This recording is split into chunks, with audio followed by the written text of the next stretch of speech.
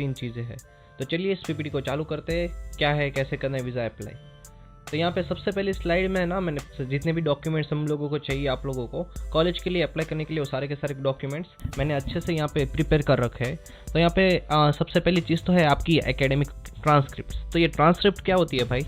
तो ये ट्रांसक्रिप्ट होती है आपकी जितनी भी मार्कशीट वगैरह है ना, तो वो कॉलेज एक सील पैक में पैक करके देती है, और आपके मार्कशीट भी अलग रहती है, ये ट्रांसक्रिप्ट भी अलग रहती है। तो आपको 12th स्टैंडर्ड की मार्कशीट को पता नहीं मेरे को, लेकिन अगर आपने डिप्लोमा किया तो डिप्लोमा की ट्रांसक्रिप्ट आपको मिल जाएगी, आपने बैचलर्स किया तो आपको बैचलर्स और मास्टर्स की, मतलब यूनिवर्सिटी एजुकेशन है ना, उन सारी की सारी ट्रांसक्रिप्ट आपको मिल जाएगी। ये ट्रांसक्रिप्ट आपको शायद कम से कम 30 दिन लगेंगे, क्योंकि मुझे तो 30 दिन लगे थे। तो अब 30 दिन लेके चलिए, क्योंकि 30 दिन आपको लगेंगे आपको ट्रांसक्रिप्ट लाने में। तो आप है ना ये ट्रांसक्रिप्ट की 3-4 कॉपीज़ भी रख ले आपके पास, और जब भी आप कनाडा जाओ तो आपको जब पीआर के लिए अप्लाई करो तो आपको है ना ट्रांसक्रिप्ट भी ज़रूरत पड़ेगी। और ये ट्रांसक्रिप्ट है ना आपको सील पैक में चाहिए, इसलिए आप 3-4 ले लो। और आपके पास 3-4 जब आ जाएगी, डिलीवर हो जाएगी आप, तो उसमें से एक ट्रांसक्रिप्ट आप खोल लो, और एक ट्रांसक्रिप्ट है उसको आप स्कैन कर लो, ताकि आप उसको है ना इलेक्ट्रॉनिकली आप कॉलेज वालों को सबमिट कर सकते हो। उसके बाद है IELTS। आपके एग्ज़ाम देने के बाद 15 दिन में आपको TRF मिल जाएगा। TRF क्या है कि टेस्ट रिपोर्ट फॉर्म, वो जो हार्ड कॉपी आती है ना IELTS की, तो आप जो आपके घर पे डिलीवर होगी वो 15 दिन तक आ जाएगी। उसके बाद आपको पासपोर्ट, अगर आपने पासपोर्ट अभी तक नहीं बनवाया तो पासपोर्ट कम से कम 10 दिन तो लगेंगे ही लगेंगे। इसलिए आप वो सब चीज़ें ना, ये जो दिन मैंने यहाँ पे लगा रखे वो सब आपकी मतलब मदद के लिए है, आपकी हेल्प करेगी, ताकि आपको पता लगे कि कब कौन सी चीज़ करनी है। अब यहाँ 4 प्लेस पे LOR क्या होता है, ये तो ऑप्शनल है। अगर आप कॉलेज में अप्लाई करें तो कोई ज़रूरत नहीं है LOR की, लेकिन अगर आप यूनिवर्सिटी में अप्लाई कर रहे हो तो आपको शायद LOR की ज़रूरत पड़ सकती है। तो LOR क्या होता है कि आपका जो भी कॉलेज के टीचर्स थे वो लोग आपका एक रिकमेंडेशन लिख कर देते हैं, मतलब आपकी जो भी अचीवमेंट्स है, आपके अच्छे काम से, बुरे काम से, वो सब चीज़ें है ना वो LOR में लिख के देती है। और ये LOR आपको सबमिट करना पड़ता है यूनिवर्सिटीज़ में, जो कनाडा की यूनिवर्सिटीज़ है उसमें आप सबमिट कर दोगे तो अच्छा रहेगा आपको एडमिशन के लिए। तो यहाँ अगला पॉइंट है कॉलेज का। तो यहाँ पे सबसे पहला स्टेप, जैसे कि मैंने यहाँ पे 3 स्टेप लगा रखे हैं, तो सबसे पहला स्टेप तो है अप्लाई करने का। जैसे ही आपके डॉक्यूमेंट सब रेडी हो जाए, उसके बाद आपको कॉलेज में अप्लाई करना चालू कर देना है। तो यहाँ पे सबसे पहले आपको तो एप्लीकेशन फ़ी लगेगी $90 to $150 में। तो यहाँ पे बहुत सारी ऐसी कॉलेजेस है जिसमें आपको कोई फ़ीस नहीं देनी पड़ती, या तो अगर आपको एजेंट के थ्रू करवा रहे हो तो आपको कोई फ़ीस नहीं देनी पड़ती है। तो आप एक एडवांटेज हो, आप उस सब कॉलेज की एक लिस्ट बना लो, तो आपको कैसा है कि आपके बहुत सारे पैसे भी बच जाएंगे। तो यहाँ पे सबसे पहले आप जैसे ही डॉक्यूमेंट रेडी हो जाए तो आप अप्लाई कर दो। मैं आपको सजेस्ट करूँगा कि अगर आपके बहुत अच्छे स्कोर्स है तो आप यूनिवर्सिटीज़ में अप्लाई कर दो, लेकिन यूनिवर्सिटीज़ में यूजुअली फ़ीस ज़्यादा रहती है, जो कॉलेज की फ़ीस रहती है। अगर मैं इंडियन करेंसी की बात करूँ, कन्वर्जन की बात करूँ, तो आपको कम से कम 12 से 15 लाख रुपए देने पड़ेंगे, जबकि कॉलेज रहती है तो उसमें कैसा रहता है कि 8 लाख से लेकर 10 लाख तक की फ़ीस रहती है, जितनी भी कॉलेजेस है उसमें। तो देख लो, आप कोर्स के ऊपर भी वो डिपेंड रहता है क्या है कैसा है। उसके बाद आपको है ना, जैसे आप अप्लाई करोगे उसके बाद सेकंड स्टेप आता है आपको ऑफर लेटर मिलने का। तो आप जैसे आपने अगर 5 जगह पे अप्लाई किया तो आपको कम से कम 3 जगह से तो मिलने चाहिए। तो 3 जगह से आपको ऑफर लेटर मिलेगा, वो तो 1 महीने में मिलेगा या फिर 3 महीने में मिलेगा, मतलब 3 महीने के अंदर मिल जाना चाहिए आपको ऑफर, लेकिन कोई स्टूडेंट को 4 महीने भी होते हैं। तो जैसे ही आपको ऑफर लेटर मिलेगा उसके बाद आपका थर्ड स्टेप है फीस भरने का। तो यहाँ पे फीस आप शायद 1 सेम की भर सकते हैं, या तो फिर पूरा का पूरे 2 सेम है, मतलब 1 साल की भी फीस भर सकते हो यहाँ पे। और आपको जो फीस भरने का जो टाइम मिलता है वो टाइम मिलेगा आपको 20 to 30 डेज़ मिलेगा। उससे ज़्यादा मिल सकता है या तो नहीं मिल सकता, या तो 10 दिन का मिल सकता है, क्योंकि मुझे 10 दिन का टाइम मिला था शेरिडन कॉलेज से। तो वो डिपेंड करता है कॉलेज के ऊपर, और मतलब आपने कब अप्लाई किया था उसके ऊपर। तो जैसे ही आपको मतलब ऑफर लेटर मिल जाए तो आप पैसे रेडी करके रखिए, क्योंकि आप जैसे ही वायर ट्रांसफ़र करोगे ना, तो वायर ट्रांसफ़र करने में भी 4 दिन लगेंगे। 4 दिन लेके चलो। उसके बाद अगर आप लोन करवा रहे हो तो लोन की भी एक अलग प्रोसेस रहती है। तो यहाँ पे मैं थोड़ा बहुत ओवरव्यू आपको बता देता हूँ कि कब करना है, कैसे करना है, क्या करना है। तो जैसे ही आपका ऑफर लेटर आ जाएगा ना, तो आपको लोन अप्लाई करनी है, लेकिन आप ऑफर लेटर के बिना लोन अप्लाई नहीं कर सकते, इसलिए आप वो सब चीज़ें ध्यान में रखें।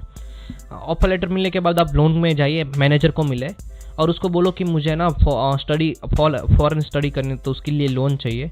तो इसलिए वो आपको सारी की सारी डिटेल्स बताएगा। SBI में रिकमेंड करूँगा, क्योंकि एक SBI ही ऐसी बैंक है जो 30 लाख से ज़्यादा लोन प्रोवाइड करती है।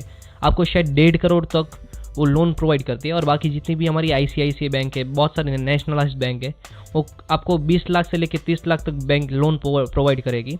और उससे ज़्यादा लोन शायद जहाँ तक मुझे पता है उतने उससे ज़्यादा लोन प्रोवाइड नहीं करती है। और सारी की सारी जो भी बैंक्स है उन सब के लिए आपको सिक्योरिटी भी रखनी पड़ेगी। तो आपके पापा से आप बात करो क्या है कैसे है और अच्छे से बताओ। अगर आपको ये सब चीज़ों में कन्फ्यूजन हो रहा है तो आप कमेंट सेक्शन में बताइए, मैं आपको अच्छे से आंसर दे दूँगा। अगर उसके बाद जीआईसी की बात करें तो जीआईसी आपको लोन से मिलेगा या नहीं मिलेगा। बहुत सारी बैंक्स है वो जो लोन नहीं देती है जीआईसी की, क्योंकि जीआईसी के लिए उनके बहुत सारे टर्म्स रहते हैं, वो मुझे नहीं पता है। लेकिन मैं गया था 2 बैंक्स में, तो उन लोग ने बोल दिया कि हम लोग आपका ऑफर लेटर की लोन हो जाएगी लेकिन जीआईसी की लोन नहीं होगी। तो आप देख लीजिए मैनेजर से बात कीजिए क्या है कैसे है, और अगर वो जीआईसी के लिए हाँ बोल दे तो सबसे बढ़िया है। बाकी आपको खुद ही फंड्स अरेंज करने पड़ेंगे। उसके बाद है 10 दिन या फिर 30 दिन के अंदर आपको है ना, आपको कॉलेज को फीस भरनी है। तो ये बैंक वाले क्या करेंगे, जो सीधा बैंक है वो सीधा का सीधा जाएगा, वायर ट्रांसफ़र कर देंगे बैंक वाले सीधी कॉलेज के अकाउंट में। तो आपको एक रिसिप्ट मिलेगी 3 या 4 दिन के बाद।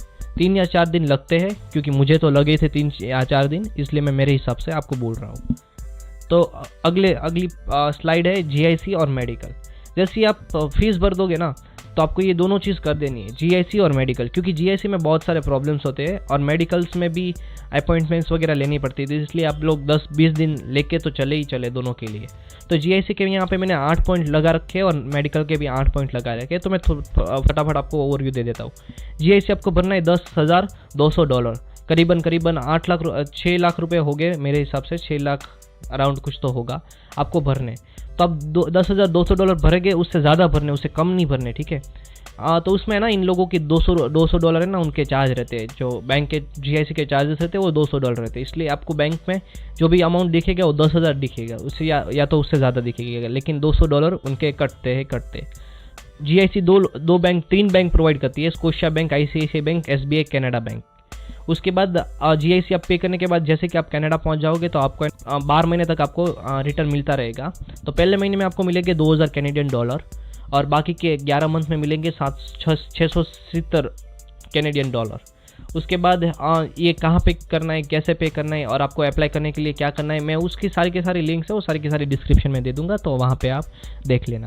उसके बाद अगर मेडिकल सेक्शन में चलते हैं तो वहाँ पे आपको अपॉइंटमेंट लेनी पड़ती है। हर सिटीज़ में नहीं होता है, बहुत मेगा सिटीज़ में होता है, इसलिए पूरी की पूरी लिस्ट है वो मैंने डिस्क्रिप्शन में दे रखी है, आप देख लीजिए। और मैं आपको एक ऑफिशियल वेबसाइट की भी लिंक दे दूंगा ताकि आप वहाँ पे जाके वहाँ पे उनके फ़ोन नंबर और एड्रेस वगैरह भी देख पाए। उसके बाद दूसरा पॉइंट है रीच बिफोर टाइम। तो वहाँ पे जाने से मतलब अगर 12 बजे तक आपका अपॉइंटमेंट है तो अगर आप 11 बजे पहुँच जाते तो कोई बात नहीं, आपका फटाफट काम हो जाएगा। इन शॉर्ट अपॉइंटमेंट के टाइम से पहले आप वहाँ पे पहुँच जाए, रिलैक्स हो जाए और अच्छे से आपके जो भी क्लोथिंग वगैरह है वो भी आप अगर चेंज करना चाहे तो चेंज कर सकते हैं। उसके बाद आप वहाँ मेडिकल के लिए आप ओरिजिनल पासपोर्ट लेके जाए, ऑफर लेटर लेके जाए और वह है ना बी प्रीपेड, मतलब वहाँ जाने के बाद आपको डरना नहीं है, नर्वस नहीं होना है, क्योंकि भाई अगर नर्वस हो जाओगे ना तो आपका मेडिकल वगैरह है वो प्रॉब्लमेटिक हो सकता है। इसलिए आपको नॉर्मल कंडीशंस में रहना है, ज़्यादा टेंस नहीं होना है और वो सारी की सारी चीज़ें। से नो टू जीन्स, वहाँ पे आप जीन्स पहन के जाएंगे तो बहुत प्रॉब्लम्स हो गए, बैठना पड़ेगा, सोना पड़ेगा। और है ना भाई देखो, मैं छुपाना तो नहीं चाहता लेकिन वहाँ पे आपको कपड़े भी निकलवाने पड़ेंगे, क्योंकि वहाँ पे वो लोग चेक करते हैं कि पैर वगैरह में कोई सर्जरी वगैरह तो नहीं है ना, तो कपड़े सब सारे के सारे निकाल लेंगे, जीन्स भी निकालना पड़ेगा, नहीं चड्डी नहीं निकालनी पड़ेगी, इसलिए आप वो सब चीज़ें ध्यान में रखें। Wear light clothing, night dress वगैरह, जो हमारी नाइट की जो क्लोथिंग रहते हैं, शॉर्ट्स पहन के जाए कोई प्रॉब्लम नहीं, आप शॉर्ट्स वगैरह पहन के जाए तो सबसे बेस्ट है। तो फिर आपको है ना आसानी होगी सब मेडिकल्स वगैरह में, और जो वहाँ पे डॉक्टर रहेंगे उनको भी आसानी होगी। उसके बाद है ये मेडिकल के लिए जो भी लिंक्स है वो सारी की सारी मैं डिस्क्रिप्शन में दे दूंगा, अच्छे से डिवीजन करके दे दूंगा ताकि आपको प्रॉब्लम्स ना हो। यहाँ पे मैंने एक नोट भी लगा रखी है, वो नोट में ये कहना चाहता हूँ कि जीआईसी और मेडिकल है ना वो दोनों इंडिपेंडेंट एंटिटी है, मतलब आप कभी भी चाहे कभी भी कर सकते हो। ऐसा नहीं है कि इसके पहले मैं ये नहीं कर सकता, उसके पहले मैं ये नहीं कर सकता, वैसा नहीं है। आप जब भी चाहे तब जीआईसी पे कर सकते हो और जब भी चाहे आप मेडिकल भी दे सकते हो। उसके बाद रिकमेंडेशन मेरा ये है कि आप जीआईसी पहले दो, क्योंकि जीआईसी में क्या होता है कि जो भी सिली मिस्टेक्स की वजह से ना जीआईसी रिजेक्ट हो जाता है। बहुत सारे स्टूडेंट का जीआईसी रिजेक्ट हुआ है। फॉर एग्जांपल मैं आपको दे देता हूँ एग्जांपल, ये जो नाम है ना तो वहाँ पे नाम अगर मेरा केविन दिलीप भाई वाला नहीं है, ठीक है, लेकिन मैंने केविन वाला नहीं लिख दिया जो मेरा फर्स्ट और लास्ट नेम है, क्योंकि वहाँ पे मिडिल नेम का सेक्शन नहीं था, तो जीआईसी आपका रिजेक्ट हो जाएगा, जो भी पैसे होंगे वापस आपके बैंक अकाउंट में आ जाएंगे। लेकिन अगर रिजेक्ट हुआ तो आपके मतलब 10 दिन तो पानी में गए, 10 दिन तो वेस्ट हो गए आपके, इसलिए और 10 दिन लगेंगे, मतलब 20 दिन या 30 दिन तो लग ही जाएंगे। इसलिए आप वो सब चीज़ें ध्यान में रख के चले, अगर हो गया तो 10 दिन में भी हो जाएगा, 5 दिन में भी हो जाएगा, लेकिन अगर नहीं हुआ तो 1 महीने तक भी जा सकता है। इसलिए मैं आपको बोलता हूँ GIC पहले करो, मेडिकल बाद में करो, लेकिन मेडिकल की अपॉइंटमेंट ले रखो। तो यहाँ पे अब लास्ट स्टेप हमारा है वीज़ा स्टेप। तो यहाँ वीज़ा स्टेप में क्या होता है, कैसे करना है और क्या क्या डॉक्यूमेंट्स चाहिए। देखो भाई, सबसे पहले तो चाहिए आपको पासपोर्ट। अभी वीज़ा 2 कैटेगरी में डिवाइडेड है, SDS एंड जनरल कैटेगरी। तो SDS और जनरल कैटेगरी में मैं ज़्यादा तो नहीं करूँगा, बहुत सारे वीडियोज़ है यूट्यूब पे, आप देख लो। मैं यहाँ पे वीज़ा फाइल के बारे में बता देता हूँ आपको, क्या क्या आपको डॉक्यूमेंट्स चाहिए, क्या क्या करना है, और जो भी लिंक्स है वो सारी की सारी मैं डिस्क्रिप्शन में दे दूँगा। तो यहाँ पे सबसे पहले आपको चाहिए पासपोर्ट आपकी जो वैलिडिटी है पासपोर्ट की वो कम से कम 6 महीने की तो होनी ही चाहिए, लेकिन ज़्यादा हो तो सबसे बढ़िया है। उसके बाद आपको एकेडमिक डॉक्यूमेंट्स चाहिए, जो अभी आपके 10th की मार्कशीट चाहिए, 12th की मार्कशीट चाहिए, बैचलर्स की मार्कशीट चाहिए, मास्टर्स की मार्कशीट चाहिए, और ट्रांसक्रिप्ट भी हो तो चलेगा, वन नहीं हो तो दैट्स फाइन लेकिन ट्रांसक्रिप्ट तो बेस्ट है, आप दे दो, ट्रांसक्रिप्ट बहुत काम आएगी। आज उसके बाद है IELTS और मेडिकल। IELTS कंपलसरी है, अगर आपने TOEFL वगैरह एग्ज़ाम दे के भी अगर आपने ऑफर लेटर लिया है कॉलेज से तो फाइन, ऑफर से लेटर तो मिल जाएगा, लेकिन आपको IELTS तो कंपलसरी देनी ही देनी है, क्योंकि वीज़ा के लिए TOEFL वगैरह एक्सेप्टेड नहीं है, सिर्फ IELTS ही एक्सेप्टेड है। उसके बाद जो मेडिकल रहता है, आपको रिपोर्ट मिलेगा या नहीं मिलेगा, लेकिन जिस दिन आपने मेडिकल दिया ना उस दिन आपको एक एक्नॉलेजमेंट लेटर भी मिलेगा। तो एक्नॉलेजमेंट लेटर आपको सबमिट करना है वहाँ पे वीज़ा की फ़ाइल में। उसके बाद कॉलेज है, तो कॉलेज में आपको offer letter, unconditional offer letter चाहिए, फ़ीस की पेमेंट की रसीद चाहिए। अगर आपने 1 साल की फ़ीस भरी है तो आप SDS में अप्लाई कर सकते हो, और आपने अगर 6 महीने की भरी है फ़ीस तो आपको जनरल कैटेगरी में जाना पड़ेगा, या तो नॉन SDS कैटेगरी में। जनरल और SDS में डिफरेंस यही है कि जनरल में थोड़ा बहुत टाइम लगता है, और SDS में ना फटाफट आपका वीज़ा आ जाता है। तो आप देख लो आपको क्या करना है, लेकिन अगर आप 1 साल की फ़ीस भरे तो आपको GIC भी पूरा भरना पड़ेगा, तभी आपको SDS में मिलेगा। उसके बाद है हमारे फाइनेंशियल्स। तो फाइनेंशियल्स क्या है, आपको आपके पापा के स्पॉन्सर रहेगा आपकी, तो उन सब का हम लोगों को सबसे पहले तो GIC चाहिए। GIC का एक सर्टिफिकेट मिलेगा, वो चाहिए। आपकी स्विफ्ट कॉपी नहीं चलेगी जो आपको बैंक ने दी है, वो नहीं चलेगी। आपको स्कोशिया बैंक या फिर ICICI बैंक से जो भी GIC का सर्टिफिकेट मिलेगा वही आपको चाहिए। उसके बाद ITR चाहिए आपके कम से कम एटलीस्ट 7 to 10 लाख का। इतना मैं आपको सजेस्ट करता हूँ, क्योंकि अगर इतना रहेगा तो फिर वीज़ा के चांसेस है वो बहुत कम हो जाएंगे, वीज़ा रिजेक्शन के चांसेस वो बहुत कम हो जाएंगे। उसके बाद बैंक स्टेटमेंट भी चलेगा, FD भी चलेगी, CA रिपोर्ट भी चलेगा, सब हर एक चीज़ एक्सेप्टेड है। तो GIC तो 100% कंपलसरी है अगर आप SDS में अप्लाई कर रहे हो। उसके बाद बहुत इंपॉर्टेंट है SOP, स्टेटमेंट ऑफ पर्पस, क्योंकि अगर आपके स्टडीज़ के बीच में कोई गैप वगैरह है तो आपको SOP चाहिए ही चाहिए, बहुत काम आएगा। क्योंकि अगर आप या फिर आपका वीज़ा एक बार रिजेक्ट हो चुका है तो भी आप SOP में मेंशन कर सकते हो। मैं यहाँ पे ये तो नहीं बताऊँगा क्या क्या लिखना है, क्या क्या नहीं करना है, मैं अच्छे से एक अलग वीडियो बनाऊँगा SOP के बारे में। सब्सक्राइब कर देना इस चैनल को, ताकि बहुत काम आएगी आपको, मैंने आपको अपडेटेड रहेंगे हर एक चीज़ से। उसके बाद IM1294E ये फॉर्म रहता है, ये फॉर्म आपको मिल जाएगा कैनेडिया की ऑफिशियल वेबसाइट से, और इनकी सबकी लिंक्स में नीचे डाल दूँगा। और एक फॉर्म भरना पड़ता है आपको IM5645E। ये दोनों फॉर्म क्या है कि आपके एक तो आपकी सारी की सारी इन्फॉर्मेशन, और एक तो फैमिली इन्फॉर्मेशन, ये दोनों के फॉर्म है। और इसको कैसे भरना है, क्यों भरना है, कहाँ भरना है, वो सारा का सारा मैं अलग वीडियो में आपको मैं बता दूंगा। फिलहाल आपको ये फॉर्म भरना है, और अगर आप ये फॉर्म PDF में आप ओपन करेंगे तो आपको आइडिया आ जाएगा।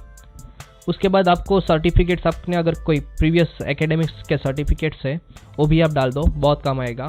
और आपका एक डिजिटल फोटोग्राफ भी चाहिए, उसकी जो परफेक्ट साइज़ है वो मैं आपको कमेंट सेक्शन में भी बता दूंगा। तो कमेंट सेक्शन देखना ना भूले, बहुत काम का चीज़ है वहाँ पे, हर एक चीज़ मैंने अच्छे से डिटेल्स में लगा रखी है। उसके बाद आप मुझे फॉलो कर दो सोशल मीडिया पे, बहुत इन्फॉर्मेशन चीज़ें मैं आपको शेयर करने वाला हूँ वहाँ पे। आप जाओ वहाँ पे, मुझे फॉलो कर दो। और अभी ये वीडियो ख़त्म नहीं हुआ है, आप देखते रहिए।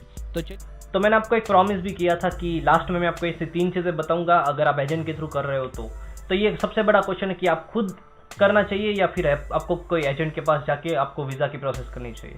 सबसे पहला पॉइंट हमारा वही है, उनका कमीशन।